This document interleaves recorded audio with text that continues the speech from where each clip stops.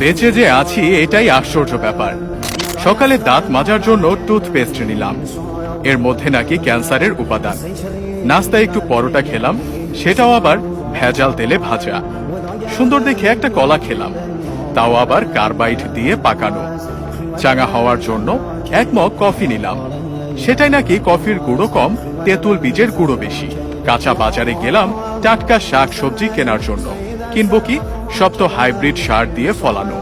মশলা আর হলুদ গুঁড়ো নিলাম, ওতে আবার লেড আর ক্রোমাইড কেমিক্যাল মেশানো। সয়াবিন তেল দিয়ে রান্না করব, সেই তেলের অর্ধেকই নাকি পাম অয়েল মেশানো। মাছ মুরগি খাবো, কিন্তু সেগুলোকে ভেজাল পোল্ট্রি ফিড খাইয়ে বড় করা হয়। গরমের দিনে একটু তরমুজ খেতে মন চাইলো, সেটা নাকি পটাশিয়াম পারম্যাঙ্গানেট দিয়ে লাল করা। বাচ্চাকে আমলিচু খাওয়াবেন, ওগুলোও তো আবার ফরমালিন দেয়া। একটু মিষ্টি খেতে মন চাইলো, জিলাপি নিলাম, সেটা নাকি পোড়া মোবিল দিয়ে মচমচে করা। ইফতারে গলা ভেজাতে শরবত খাবো, তাতে মেশানো হয়েছে ক্ষতিকর রং আর কেমিক্যাল। খেজুর কিনলাম, চড়া দাম নিয়ে ধরিয়ে দিল 3 নম্বরই খেজুর।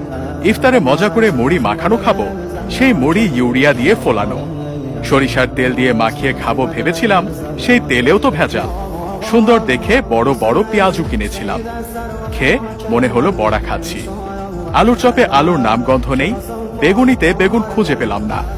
সবজি চপ মুখে দিয়ে মনে হলো খড়কুটো চিবাচ্ছি।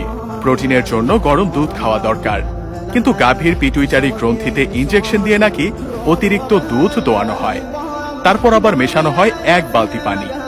এত ভেজাল খাওয়ার পর 2-একটা ঔষধ না খেলে তো শরীর টিকবে না। কিন্তু ঔষধ যে খাবো, বেশিরভাগ ঔষধ খেলেই হয় সাইড ইফেক্ট, বাকিগুলো আবার শরীরে কাজই করে না।